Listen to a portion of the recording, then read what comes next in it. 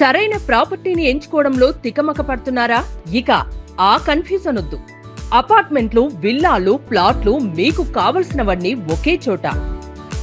Suman TV biggest property expo October 18, 19 HSCC నావటెల్, Hyderabad. ఇప్పుడే free entry కోసం call చేయండి.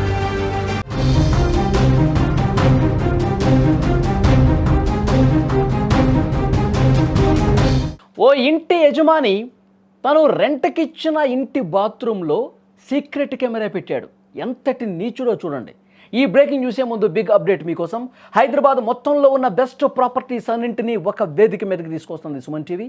అక్టోబర్ 18, 19 తేదీన హెచ్ఎస్సిసి నోవాటెల్లో జరిగే సుమన్ టీవీ ప్రాపర్టీ ఎక్స్పోలో best flats, villas, open plots Deepavali offers and డిస్కౌంట్స్తో అందుబాటులోకి వచ్చాయి. మీరు విజిట్ చేసి ప్రతి గంటకి గోల్డ్ కాయిన్ కూడా గెలుచుకోవచ్చు. ఫ్యామిలీతో రండి, మీ డ్రీమ్ ప్రాపర్టీని సొంతం చేసుకోండి. ఇప్పుడు ఆ వార్తలోకి వెళ్దాం. బతుకు జీవుడా అని వచ్చే ప్రతి ఒక్కరికి భాగ్యనగరం ఆశ్రయం కల్పిస్తుంది. విద్య, ఉద్యోగం కోసమని ఇతర ప్రాంతాల నుంచి హైదరాబాద్కు వచ్చి అద్దె ఇళ్ళు, హాస్టల్స్లో చాలామంది నివాసం ఉంటున్నారు. కానీ కొంతమంది ఇంటి యజమానులు, దుర్మార్గులు, నీచులు, నికృష్టులు ఏం చేస్తున్నారు తెలుసా? అద్దెకున్న వాళ్ళ ఇళ్లలో వాళ్ళు బాత్రూంలో సీక్రెట్ కెమెరాలు పెడుతున్నారు. అద్దెళ్లలో ఉండాలంటేనే భయపడే విధంగా చేస్తూ ఉన్నారు. మధురానగర్లోని జవహర్ నగర్లో ఈ ఘటన వెలుగులోకి వచ్చింది. ఒక అద్దె ఇంట్లోని బాత్రూంలో సీక్రెట్ కెమెరాలను అమర్చి వారి ప్రైవేటు ఫోటోలు, వీడియోలు చిత్రీకరించే ప్రయత్నం చేశాడు ఆ యజమాని. దీన్ని గమనించిన ఆ బాధిత కుటుంబ సభ్యులు పోలీసులకి కంప్లైంట్ చేయడంతో మొత్తం వ్యవహారం బయటకు వచ్చింది. జవహర్ నగర్లోనే అశోక్ యాదవ్ అనే వ్యక్తి ఇంట్లో ప్రైవేటు ఉద్యోగం చేస్తున్న ఒక జంట అద్దుకుంటోంది. 4వ తారీఖున ఈ నెల వాళ్ళ ఇంట్లోని బాత్రూమ్ బల్బు పనిచేయకపోవడంతో ఇంటి యజమానికి ఆ విషయం చెప్పారు.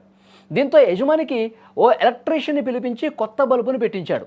అప్పుడు బల్బుతో పాటు దానిలో సీక్రెట్ కెమెరా కూడా ఏర్పాటు చేయించాడు. దీంతో ఆ ఇంట్లో ఉంటున్న వివాహిత స్నానం చేస్తున్న దృశ్యాలు చిత్రీకరించాడు. ఇదిలా ఉంటే ఈ నెల 13న బాత్రూంలో ఉన్న బల్బు హోల్డర్ స్క్రూ ఊడిపోవడంతో చూడమని ఆ మహిళ తన భర్తకు చెప్పింది. దీంతో హోల్డర్ విప్పి చూస్తున్నటువంటి భర్త అందులో ఉన్న ఈ సీక్రెట్ కెమెరా చూసి ఒక్కసారిగా షాక్ అయిపోయారు, నిర్ఘాంతపోయారు. వెంటనే ఈ విషయాన్ని ఓనర్ దృష్టికి తీసుకెళ్లారు.